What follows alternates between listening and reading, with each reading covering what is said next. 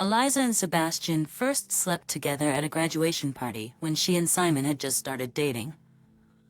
Simon had had too much to drink that night, and a couple of hours after the party started, he was peacefully asleep in one of the rooms. It was at that time that his best friend and girlfriend were overcome by an unexpected passion. After what they had done, they both realized their mistake and promised not to remember it in the future and to keep it a secret, especially from Simon. The girl did just that. She erased that night from her life and memory, but Sebastian was not very good at forgetting. He kept reminding her of it, trying to seduce her again. But Eliza held firm, constantly reminding the hapless lover that Simon was actually his friend. Several years later, he still managed to persuade Eliza to repeat that experience, after which Sebastian went to serve in the army and stayed there for several more years on contract. The girl breathed a sigh of relief and hoped that Sebastian would settle down somewhere else and never show up in her and Simon's life again. A year later, the young couple finally tied the knot of marriage, and soon after, Eliza showed her husband a pregnancy test with 2 bright pink stripes. 9 months later, Simon was holding a beautiful baby girl who looked just like him. The man kept saying that his best friend wasn't involved in the important events of his life. Sebastian couldn't get away from the service for the wedding and missed the birth of his friend's daughter. They continued to keep in touch through phone calls and texts, but Simon missed the live interaction. Suddenly, Sebastian came back into their lives. One day, he showed up on their doorstep and announced that his service was over and he was back in town. Simon was overjoyed, but Eliza was saddened by the news. The fact that Sebastian had matured during his service only added to her frustration. His figure had become more toned, and there was a noticeable relief in the outline under his shirt. Involuntarily, she glanced at her former lover as he took off his jacket. Sebastian noticed her gaze, though he didn't show it. Now, the fear that her friend had inadvertently revealed their affair to her husband was even greater. When he and his company went out for a party, Eliza couldn't sleep until her husband came home and she knew that everything was okay. She was nervous because everyone knows the simple truth that what is on a sober person's mind often comes out of a drunken person's mouth, and Sebastian seemed to be trying to make up for lost time. He kept hanging around Simon and Eliza's house, constantly asking Simon to sit and talk and trying to help his ex-mistress with the baby. In fact, what Eliza didn't trust in this situation was herself. She knew that she had cheated on her husband twice with this man for a reason, and she still felt attracted to him, though she strenuously denied it in herself. Intimacy with her former lover had been so often dreamed of at night since his return that it began to drive the woman crazy. Simon noticed that his wife had become nervous and tense. Elisa was snapping at him over little things, getting angry at her daughter, even though she was still very young. The man thought the whole thing was that the active, sociable wife was just tired from maternity leave and all the pressure of everyday life. After work, he tried his best to relieve his beloved from her worries, took her daughter for a walk or a trip to visit his parents, but so far none of this has helped. All of her husband's good deeds made Elisa feel worse. She blamed herself for thinking of another man. After all, her spouse was such a good man, taking care of their family and herself. Sebastian molested his friend's wife several times when the friend wasn't looking. He cornered his former mistress, touching her and trying to kiss her. So far, the woman had managed to pull herself successfully out of his clinging hands, but her whole being screamed and prayed that she would let Sebastian continue. "Stop it," she hissed in his ear, trying to throw his hands off her hips. "Have you lost your mind?" "Yes, out of love for you," he smiled back at her. "I'll tell my husband everything unless you stop. And I'll tell him that we've done it more than once," said Sebastian. "Who do you think he would believe?" Elisa knew that arguing in this situation was pointless. She didn't know what to expect from Sebastian. After all, he could really ruin her marriage with just a few words spoken to her husband. On Simon's 30th birthday, they made love. He, like in his student days, couldn't hold his liquor, and again, after a few hours of celebration, slept and had his 10th dream. On this day, Eliza was liberated. She rented a house in the country, invited many friends and her husband. Eliza set a fancy table. There were so many people that not everyone could fit at the table. It was noisy, fun, and Simon had too much to drink in his joy. Sebastian didn't miss a moment and accosted Elisa as soon as she left the room where she had put her husband to bed. The woman let her guard down. She drank too much, it went to her head, and she gave herself to her former lover without much resistance. The next day she saw Sebastian smoking on the porch. He tried to stop her, grabbing her arms, but Elisa lashed out. Once again, she blamed herself for what she had done and for her weak will. "Will. Yes, stop, you are fine," said the man angrily. "Let go, it was all a mistake. Let's forget it, please." She looked at him with a look of despair. "Why do you insist? You liked everything. Simon wasn't that good in bed," he chuckled. Eliza tugged her hand once more and finally managed to free it. But as soon as they both turned around, they saw Simon standing in the doorway. It was immediately clear from his face that he had heard everything, and of course understood everything. The man was so angry, but he didn't realize who it was anymore. With a prolonged yell, he threw his fists at his friend and threw him into the snow. A fight ensued in which Sebastian, with his hand-to-hand combat skills, was obviously winning. Simon was possessed by anger, and he struck without discernment. The men pulled them apart, though the brawlers continued to shout nasty things at each other and tried to break free from the hands of the rescuers. Simon had already turned his anger towards his wife. There were angry tears in his eyes that made Eliza's heart ache. She knew how much her spouse loved her, and yet she still allowed herself to do this to him. In that moment, she hated herself more than anyone else. At first, Simon wanted to go immediately to the apartment and throw all of his unfaithful wife's things out the window, but a colleague advised him not to. After all, Eliza had a trump card up her sleeve, their daughter, with whom she could easily forbid her father from seeing. Simon reasoned that it was a sensible idea and tried to calm down, but he filed for divorce as soon as possible. However, Eliza did not think to forbid her husband from seeing their daughter. She was so ashamed of her behavior and the pain she had caused Simon that she would not have dared to do it. She begged him endlessly to forgive her, but Simon was adamant. The double betrayal, and in front of all his friends, greatly offended him. He simply could not forgive his wife for this. Of course, he also broke off communication with Sebastian. The woman went back to her parents' house to go to work. The baby had to be taken care of by someone. They, of course, condemned their daughter for such an act, but did not refuse to help. For a long time, she could not build her personal life. All the men that she met on her way turned out to be scoundrels. Often, coming home tired after work, she put her daughter to bed and then cried bitterly, burying her face in a pillow. Albert had been in love with Laura from the day he first saw her. They were in the same group at the university. But Laura was quiet, and Albert was outgoing, and he was the most popular guy among his classmates. He loved the girl tenderly without ever letting her know it, because then no one would understand him. So this love remained secret and unrequited. For a long time after graduation, they lived in different cities. Laura stayed in their hometown, and after the internship, Albert was offered a position at the firm's branch in the neighboring town, and he didn't hesitate to accept. They did not cross paths and did not think about each other for years, and then the former head of the group suggested that everyone come to the reunion. It was the 10th anniversary of the graduation. From that evening on, everything spiraled. Then Albert drank too much alcohol and confessed his longtime love for Laura, and she responded by kissing him, saying that she had been waiting for this moment for a long time. The long-forgotten secret love of her youth flared up with renewed vigor.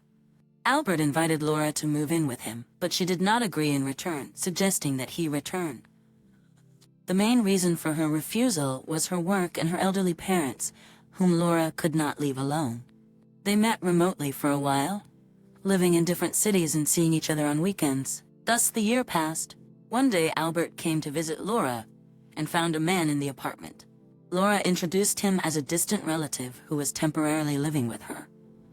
He was in trouble at the moment. "You see, my mother asked me to help him," Laura said with a guilty tone. Why didn't you tell me you were not alone? Albert was upset.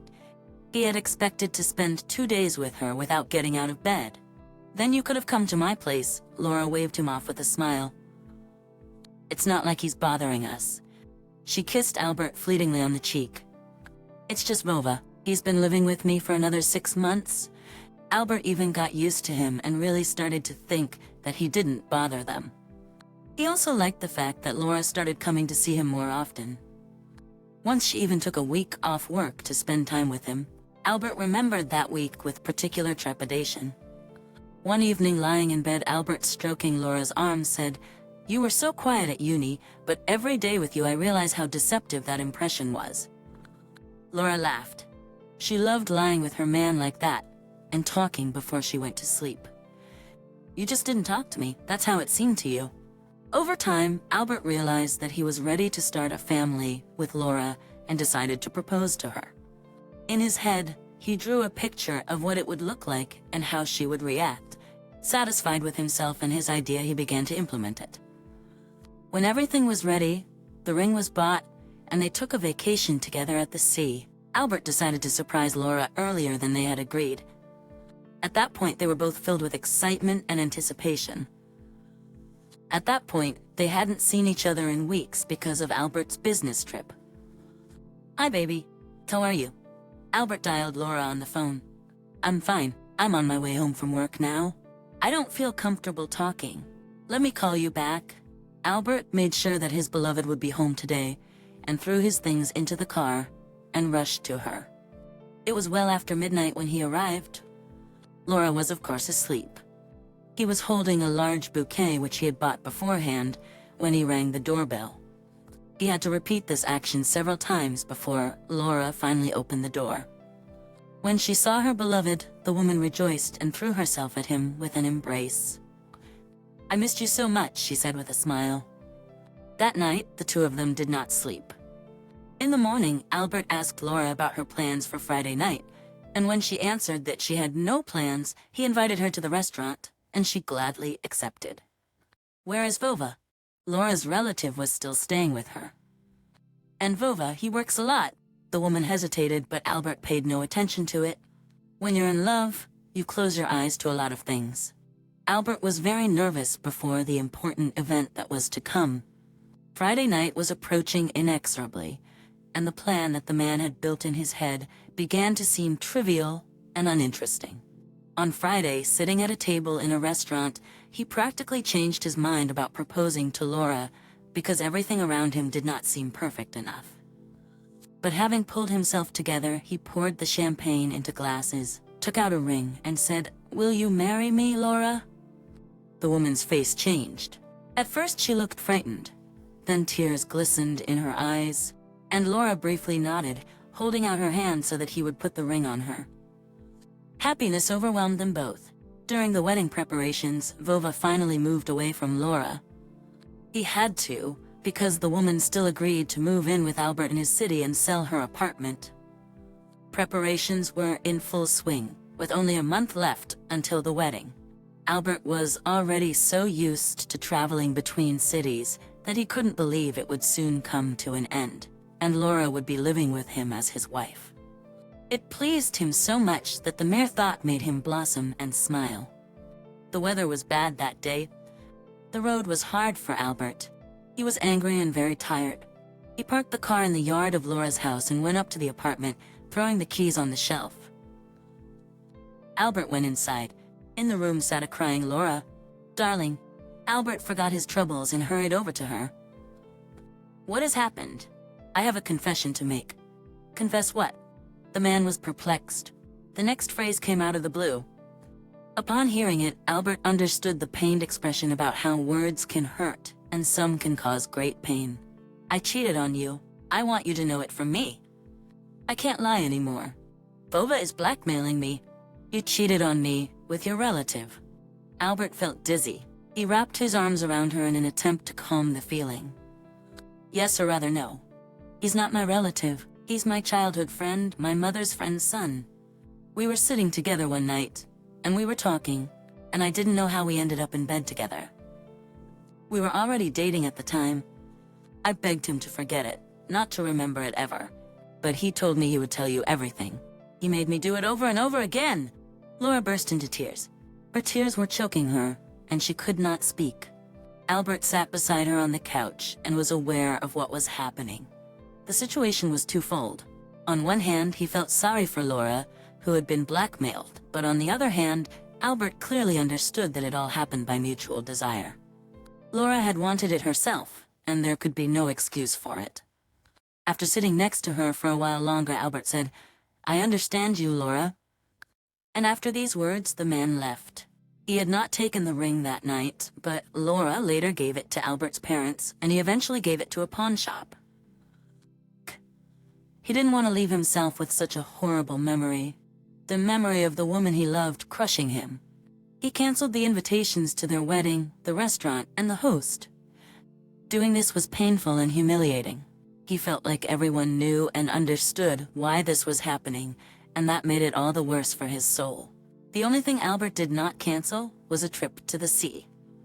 And he was glad he did, because it was there that he met Katie, who later became his real wife and mother of 2 children.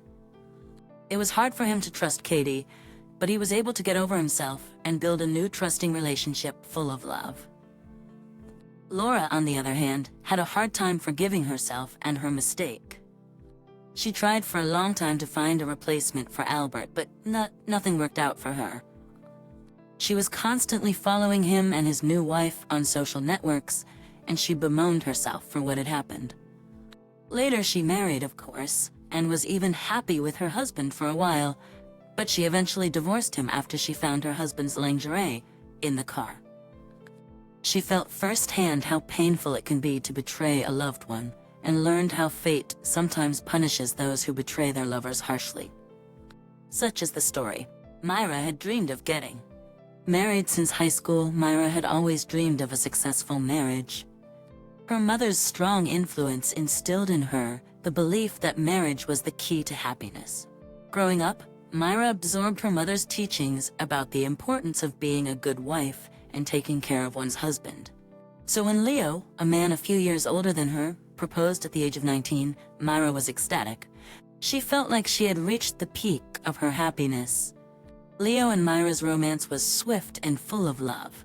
They met in the park, where Myra was crying and trying to clean her paint-stained jeans. When they announced their wedding, no one was surprised. Myra gave birth to 2 children and became a stay-at-home mom, fulfilling her role as a good wife as her mother had taught her. Despite her fatigue, she always made sure to have a delicious hot dinner waiting for Leo when he came home from work. Their children would go to bed early, leaving Myra and Leo to enjoy each other's company in bed. Leo would often brag to his friends and colleagues about his better half, and how lucky he was to have Myra as his wife. However, behind closed doors, Myra was struggling.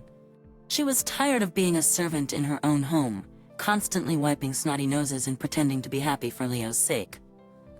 She secretly envied her high school and university friends who were living their lives to the fullest, while her socializing was limited to other moms on the playground and her family. After 5 years of being a stay-at-home mom, Myra finally had the chance to go back to work. She had graduated in economics and had a successful 6-month stint at a firm before going on maternity leave. But after years of being at home, Myra was desperate for a change. She longed for the independence and social life she once had. So she secretly enrolled in a course and started working again. It was at the training center where she met Jake, a handsome man who was teaching them accounting. Myra couldn't help but fall in love with him. Jake also paid attention to the pretty Myra, who was sitting at the first desk, and listened to him avidly for the entire hour and a half. After class, he caught up with the student outside and a conversation ensued. It was a Friday, and all weekend Myra could not get away from the thought of the teacher. She herself did not realize how their romance began. Love swept over her, so that at times she forgot the existence of her husband and children. After her lover showed up, she forgot to cook dinner for the first time in years of marriage. When Leo returned home and saw nothing on the table but an empty candy cabinet, he was extremely surprised. His wife, who had actually been chatting with her lover on social media all day, referred to a terrible headache. That was the first bell. 3 weeks later, when her son got sick, Myra had to admit to her husband that she was going to school. The man was surprised and grumbled, but he accepted his wife's decision and asked his mother to help with the grandchildren. And while her mother-in-law started taking care of Myra and Leo's children, Paula drowned in Jake's arms. Suddenly, the changed behavior of his wife began to alarm Leo. Every now and then, Myra could not cook dinner, began to oversleep in the morning, and as a consequence, did not have time to prepare her husband for work. Not to mention her spousal duties. Leo forgot the last time he had touched his wife in bed. He was angry but silent. Resentment boiled over in him. A good mood was out of the question. For the first time in their time together, Myra and Leo began to quarrel. "I forbid you to go to work," he shouted one day in the middle of a quarrel. "I am not your property," his wife parried back. Never before had their house heard anything like that. Both of them had always judged their few friends who fought among themselves time and again. Until now, it had never occurred to them that there might be any discord between spouses. Their relationship was nauseatingly perfect. As their study time was coming to an end, Jake and Myra realized that it would be much harder for them to see each other now. Several times Myra brought up the issue of leaving her husband and living together with Jake. But he didn't show any enthusiasm and she didn't talk about it anymore. In her heart, she knew that she couldn't count on anything, because they were only lovers, and, in fact, she knew absolutely nothing about Jake. Maybe he even had a family of his own. Of course, she didn't want to go back to her old life with a husband she no longer loved. But she couldn't leave Leo either. She needed help with her children. There was no way she could raise them alone. She found out about her third pregnancy by accident. And too late. Before going to work, she had a medical examination, at which the gynecologist solemnly congratulated her on the future addition to the family. Right in the chair, a woman fainted from the news. When she came to her senses and heard that the pregnancy could not be terminated, she sobbed in the corridor of the clinic for several hours. Everything frightened her in this situation, especially the fact that she was almost 100% sure that the future baby had nothing to do with her husband. For the rest of the week, the woman was tormented by the thought of having to admit her situation to both of her men. As she pondered what she should do, which one, Leo or Jake, to start confessing to, chance decided everything for her. When she came home from the hospital that day, Myra mechanically shoved the ultrasound results folder into the drawer along with all the other documents. Never before had it occurred to Leo to look there himself. Usually he always enlisted his wife's help, but after another argument he was so angry with Myra that he didn't want to talk to her and reached into the ill-fated box himself. The first thing he saw were the ultrasound scans. He ran his eyes over the document describing the pregnancy. My husband smiled and wondered which one of the children belonged to the pictures of his daughter or son, and when he saw the date of the study, he was stunned. On stiff legs, he walked to his wife and handed her the sheet. "What is it?" he asked. Myra's eyes filled with tears. She had never been so frightened.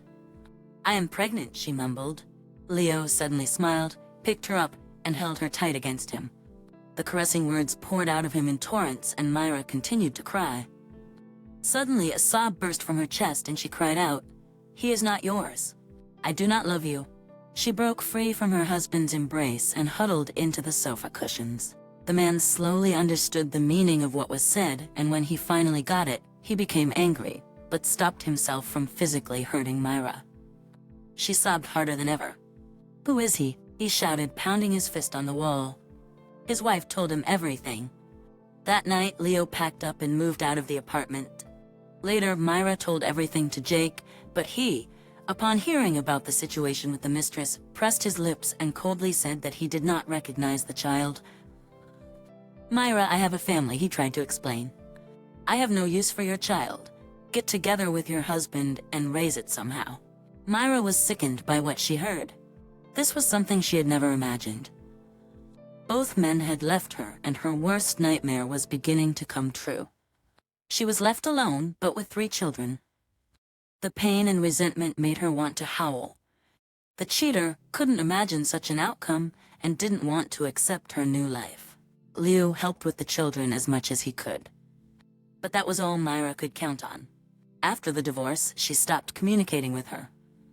Even her own mother and the woman had to raise her children by herself. Coming home after work, she collapsed with exhaustion and cried into her pillow out of helplessness. Her fleeting passion burned out all the love and family around her, leaving her alone in the ashes of her once happy life. In the morning, Glenn awoke to warm kisses. His wife Mary sat next to him in bed and smiled softly. "Good morning," she said. "You are sleeping so sweetly." Glenn, stretched out in bed, turned and pulled Mary to him. Today promised to be a busy day. Glenn had to take Mary to the train station in the morning before he went to work. And in the evening, he would meet some friends. "Remind me when you'll be back," asked Glenn. "In 3 days," answered Mary, packing the last things for the trip. Despite the fact that she was only going to a neighboring town, her suitcase was full of outfits and shoes. Parting was hard for Glenn, and it made him nervous this morning. "I'm going to miss you," Mary said, coming up behind him and putting her arms around him. She dabbed her nose on his neck. The drive to the train station, saying goodbye and going to work all flew by in an instant. The phone kept vibrating and blinking because there were social media messages and pictures coming from Mary.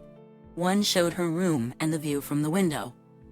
Another photo was of a restaurant she and her coworkers went to for lunch. Glenn knew everything about her movements, where she would eat, what street her hotel was on, and where the conference for which her firm had planned this trip would be held. Glenn was on his way to a meeting with friends. At that moment, the phone blinked again and made a short beep.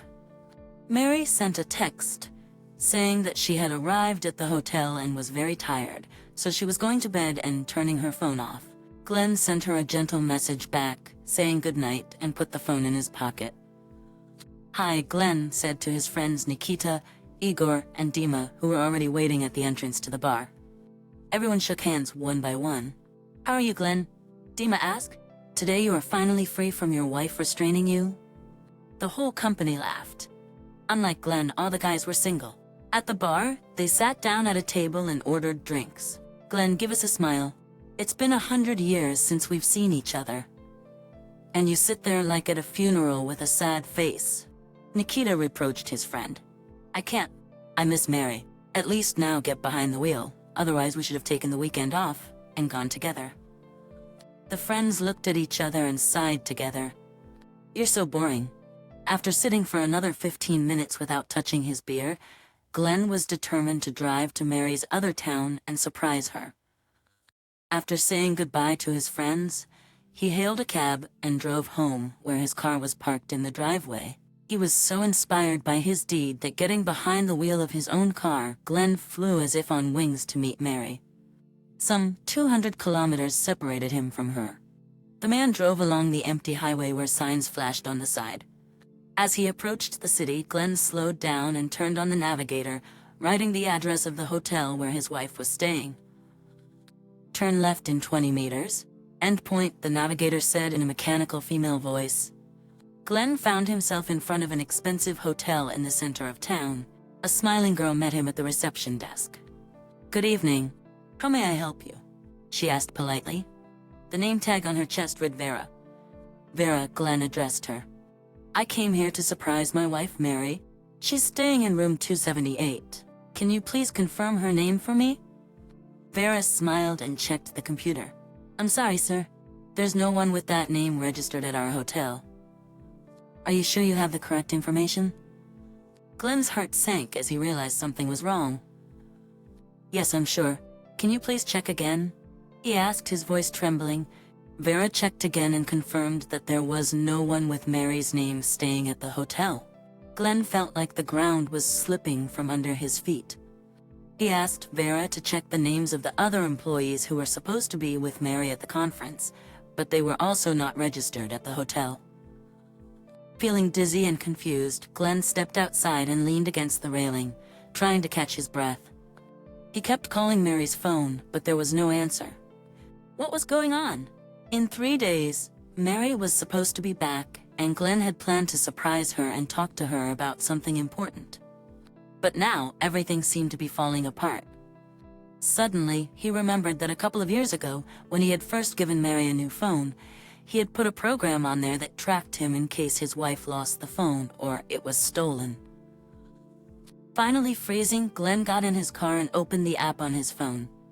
When it finally loaded, Glenn clicked on the correct icon, and a couple of seconds later, a beacon and an address appeared on the screen. The address on the app was a nightclub. Throwing money on the counter to the receptionist, Glenn made his way inside. There was a crowd around him, moving in a jaunty dance. Looking around, he didn't see any familiar faces. On the bar and behind it sat young men and women, quite drunk and happy. The music from the speakers roared and his heart raced. For a moment, Glenn thought one of the girls sitting on the bar stool was his wife. As he made his way through the crowd to where he thought Mary was sitting, Glenn saw her. She was wearing a bright dress, one strap of which fell off Mary's skinny shoulder. She sat on the counter, spreading her legs as wide as her dress allowed. On a chair between her legs rested a man Glenn did not know. Mary laughed, and the man stroked her thighs and looked at her lustfully. The woman leaned toward him and kissed him. Their kiss lasted a long time. It seemed like an eternity to Glenn. Breaking away from the man, Mary looked up and saw her husband. Putting the matching strap back in place, she deftly jumped off the counter and flew over to him. Her face reflected a range of emotions and tears welled up in her eyes.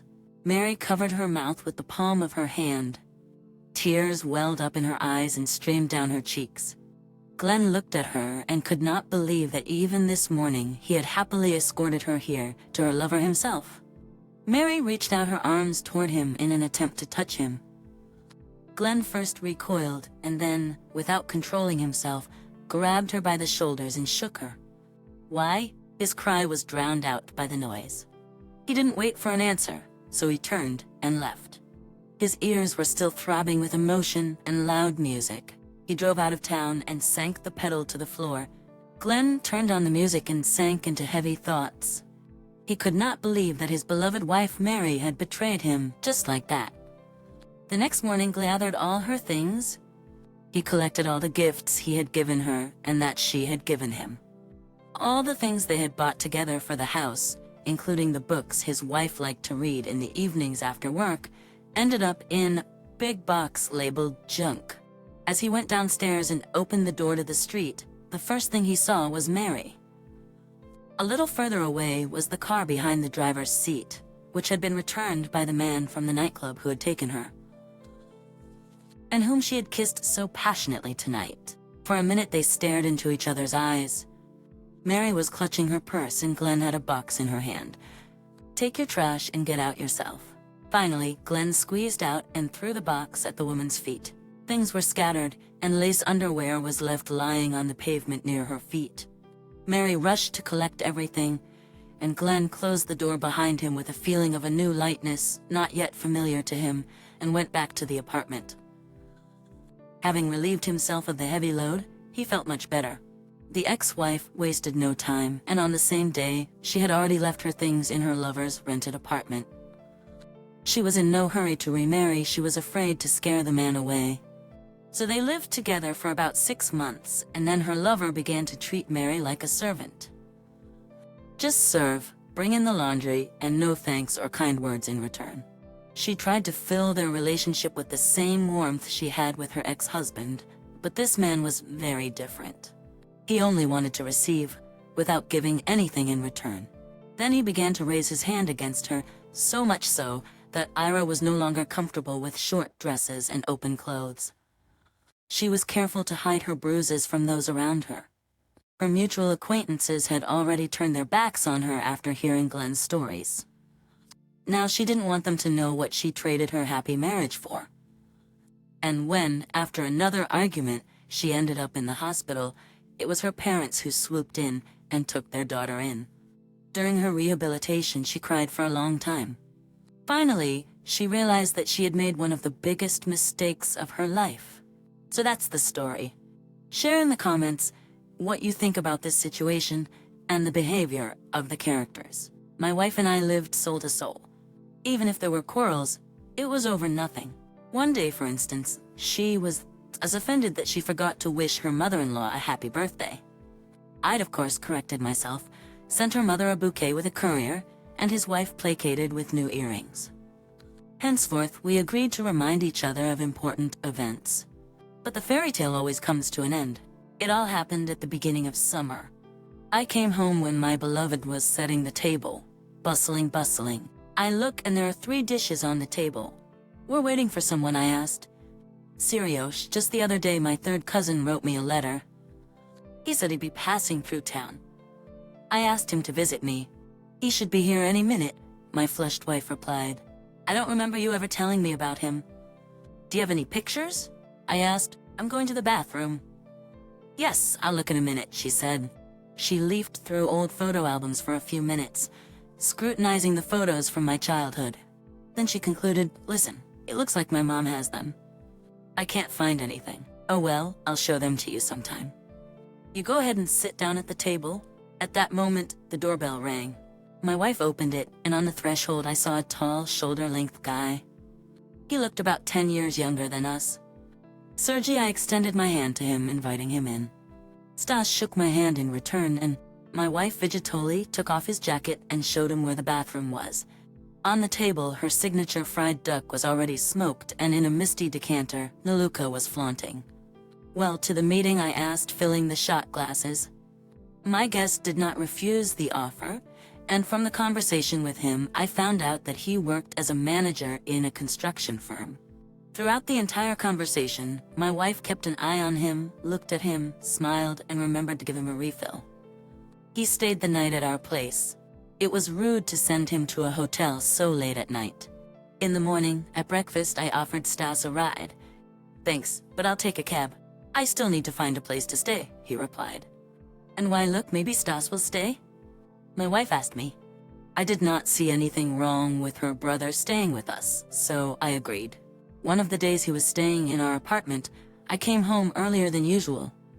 In the hallway, I came across Stas with a naked torso, who quickly reached out to me and followed me into the bathroom, while my wife, at the same time, locked the bedrooms.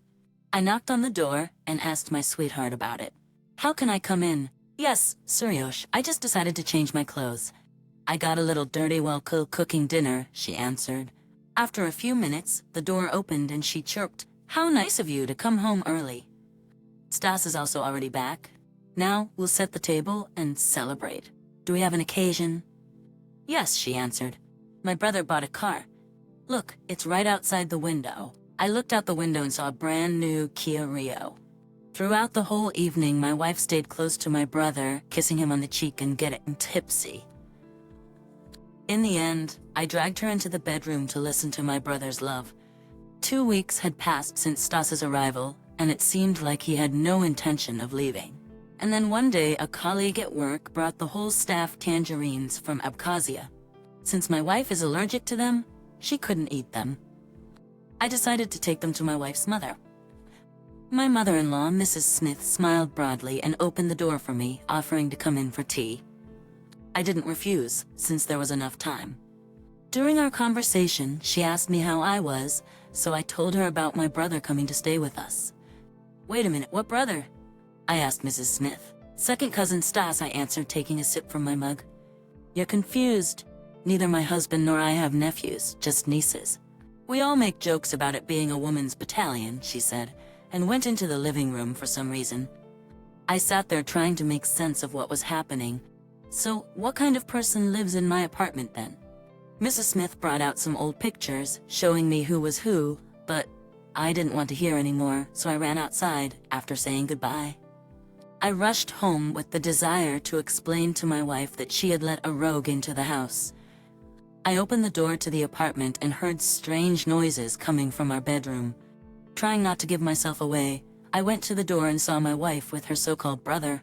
I grabbed her by the hair and pushed her into a corner. Stas got in my way and I punched him in the jaw. I threw his clothes at him and told him to get lost. My wife tried to explain something, throwing herself at me, and Stas grinned as he gathered his things, wiping the blood from his smashed lip, and left the apartment. I packed my wife's suitcase and put her out in the stairwell. She was screaming at the door, trying to justify herself, but I didn't want to listen to her at that moment. Then she started watching me every day, begging me to talk to her. I still gave her a chance to speak, but my hatred for her did not go away. It turned out that my wife took a loan and gave the money to Stas so he could buy a car. They met on some forum and corresponded for a long time. Then he made up a cunning plan to meet me in person and played the whole show in front of me. Apparently, he especially enjoyed seeing me looking like a fool and not suspecting anything. My wife wiped away my tears, trying to make me feel sorry for her, saying that she was sorry for everything and that she loved me. But I told her again to stop following me and get out of my life forever. I still don't understand how she agreed to this whole show and what she was counting on in the end. Another, no less interesting story happened with Jessica and Fabian. Jessica and Fabian had been married for 5 years. They were both in their early 30s, hadn't had children yet, and neither of them really wanted to. Jessica, although she had not worked in the traditional sense for a long time, still could not imagine being confined to her home. She was now living a comfortable life, spending time with friends and relaxing often. Occasionally, she would take on graphic design projects through the internet. However, her husband Fabian was the main provider for their household. He worked at a real estate agency, and in good times he earned more than enough. He was a conservative man who did not enjoy surprises. He preferred a predictable and controlled life. However, one day an incident occurred that showed him the difference between unexpected surprises and truly bad ones. Fabian had a close friend named Frederick. They saw each other often, and at one point Fabian noticed a change in his friend's mood. He became very cheerful and smiling, and Fabian realized that he had found another love. Frederick had been married for a long time, but he had a complicated relationship with his wife. She was the daughter of wealthy parents, and it was difficult for Frederick to gain her favor. His wife's influential parents had entrusted him with managing the family business, and now he lived a life of luxury, enjoying wealth. However, he did not truly love his wife and secretly dated other women who caught his attention. He had been seeing his last mistress for a while, but now he could see that another affair was on the horizon. He was lively and pleased with himself. Fabian had never been interested in who his friend was dating, and Frederick always hid his affairs from Fabian and his wife as a precaution. If his wife were to find out, he would be in trouble. This time, Fabian also had no desire to know the details. But life is complicated, and he learned about them by accident. One day, Fabian was at work and had to meet a client at a cafe.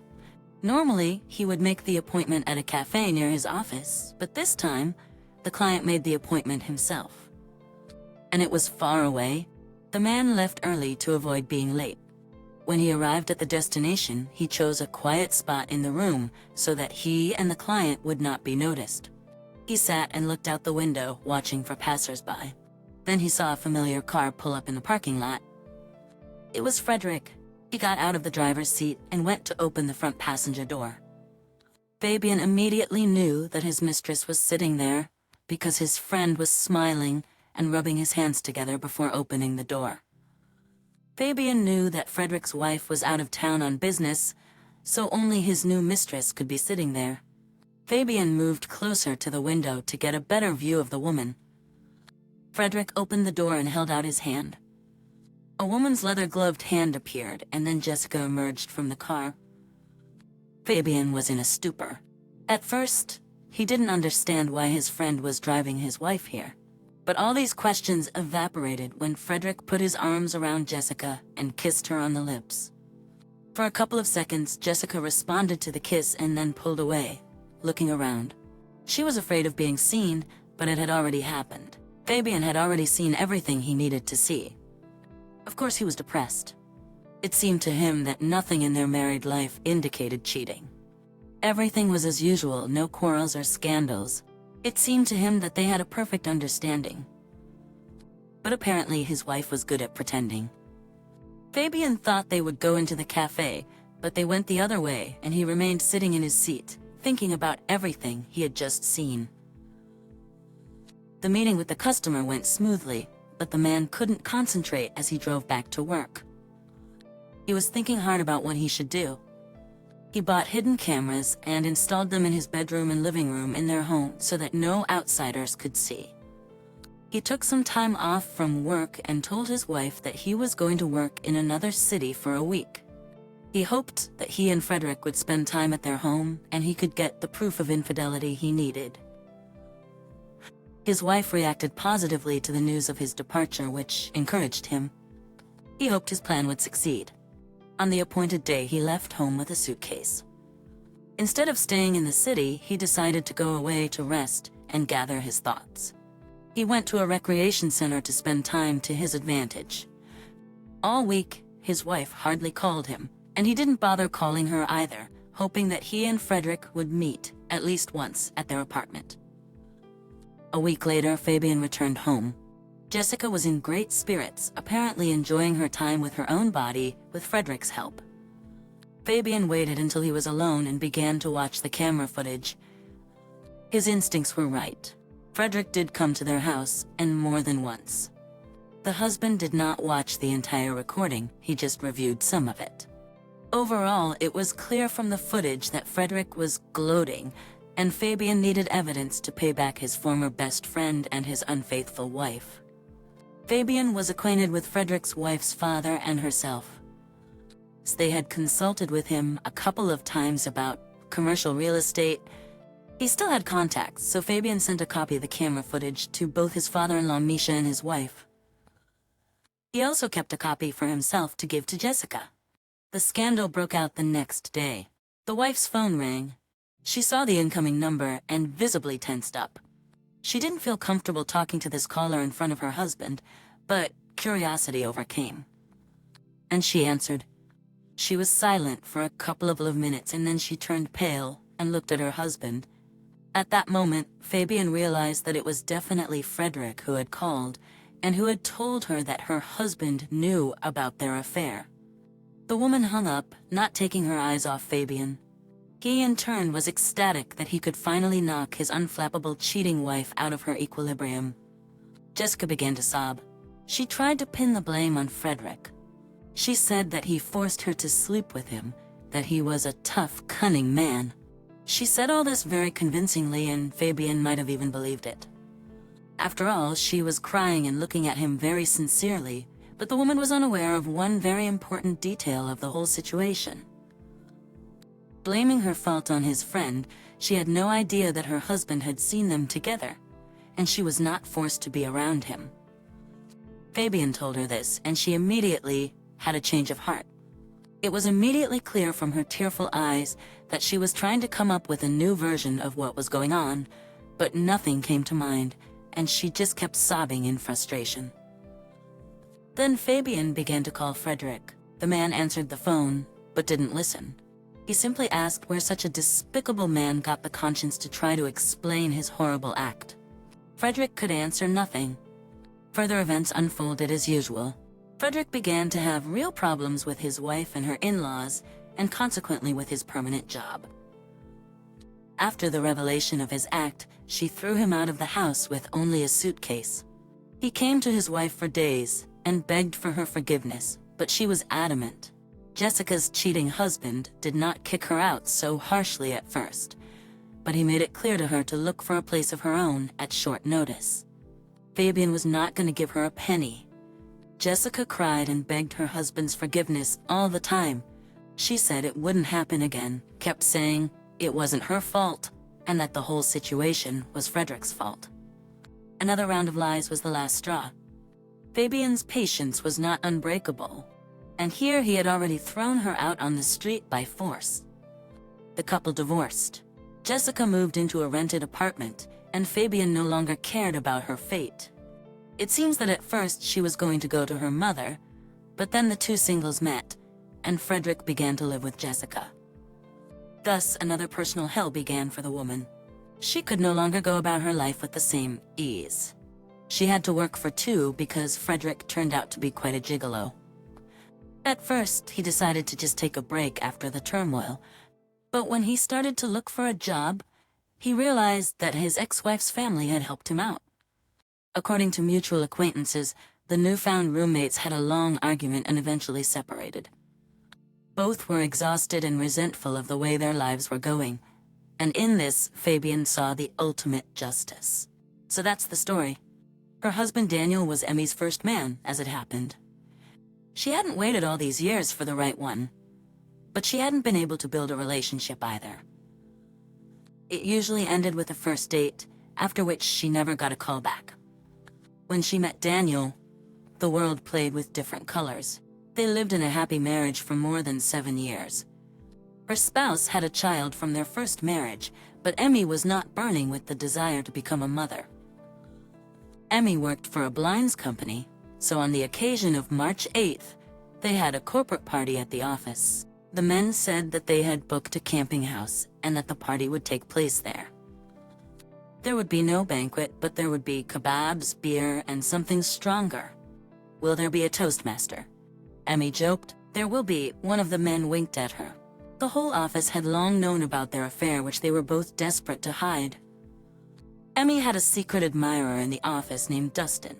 He tried unsuccessfully to make contact with her, but she was a married woman and gave him no hope. Despite all the charm of Dustin, she felt that she could not afford to cheat on her husband because it was not fair. Will we be with our families? Another colleague raised her voice. She was answered in the affirmative. There was a disapproving murmur of voices. Dustin smiled slyly at Emmy, but she pretended not to notice. At home, she informed her husband that they were invited to the party. Daniel rejoiced. He liked large companies. He felt like a fish in water around people. The same could not be said of Emmy. Socializing was hard for her. The appointed day came. A whole crowd of Emmy's co-workers arrived at the campground. They were noisy, talking and laughing loudly. The woman decided she needed a drink as soon as possible to get through the evening. Daniel immediately separated from her and joined the men who were grilling meat. Emmy made sure Dustin wasn't around, and once she was sure he wasn't, she continued to mingle with the other women. The drinks were pouring in. Daniel and a couple of other people got pretty drunk that night. Even though Emmy was probably as drunk as her husband, she took him to the second floor and put him to bed. While she returned to the party. Dustin immediately joined her. He smelled strongly of beer and tobacco smoke.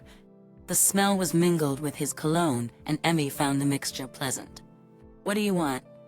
she mumbled drunkenly. "I want to give you a personal gift." He leaned close to her, and the heat of his breath scorched her cheek.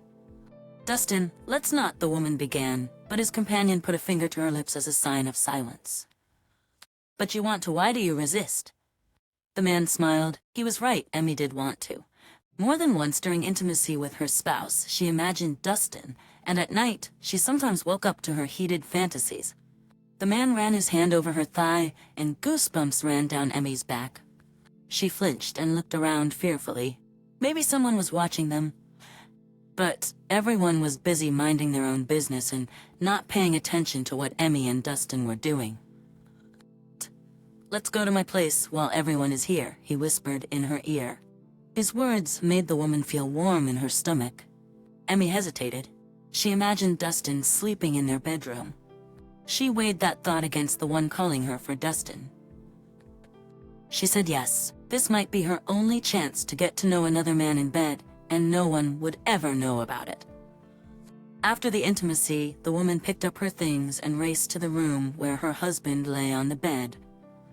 After making sure Daniel was asleep, she quickly changed into a nightgown and went to bed with him. It was hard to sleep that night. She tossed and turned, remembering their heated embrace with Dustin. Then she fell into a restless sleep. In the morning, she woke up broken and with a sore head. The whole house was still asleep. Determined to perk up, Emmy went down to the first floor, put the kettle to boil, and went into the shower herself. She just needed to wash off the traces of the night before. The shower room was combined with the bathroom, and Emmy realized she had forgotten to close the door when someone came in. She cautiously looked out from behind the shower curtain and saw her lover. Dustin noticed Emmy too. She prayed for one thing only, that he would not duck behind the curtain to her. But he did, despite her protests. "We'll be seen coming out now," she hissed, trying to push the man outside.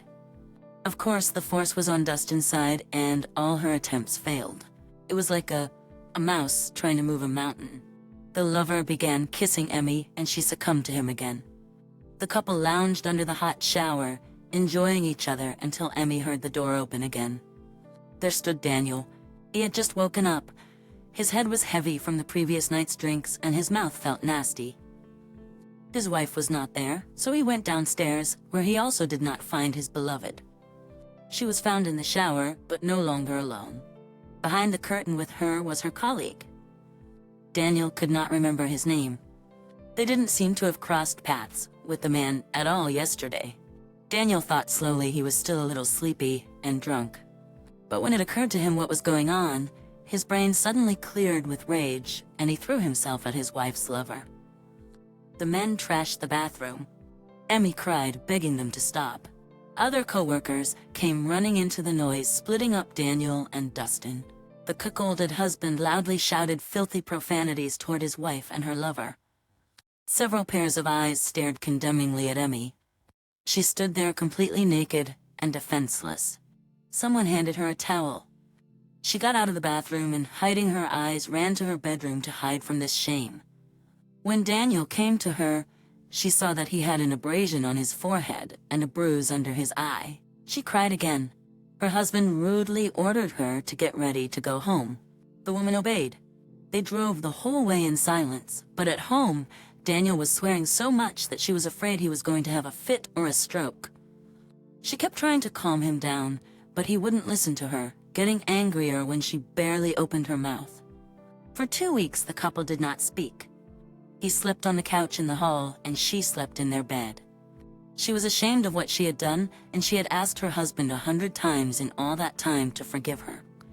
But he had remained silent. It seemed to her that their marriage was over and could no longer exist, but Daniel decided otherwise. He spent those 2 weeks pondering what to do next. He made a difficult but very important decision for the two of them. They should try to keep their family together despite the difficulties that had befallen them.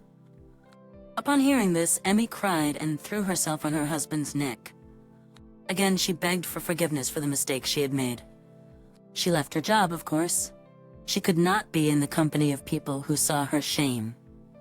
They lived together for several more years, the first of which were incredibly difficult. They both relived that moment inside them over and over again that broke them. After a while, Daniel left in silence without explaining anything. One day, the woman returned from work, and the apartment was empty. Emmy was left alone. She had never been able to build a relationship. Men disgusted her, and she could not bring herself to trust anyone again. She couldn't bring herself to change anything. It was difficult being alone, but she persevered through each day, knowing that she was responsible for her own misfortune. At the age of 37, she was learning to live again, but this time, on her own. That's the story. Share your thoughts on this situation and the characters' actions in the comments.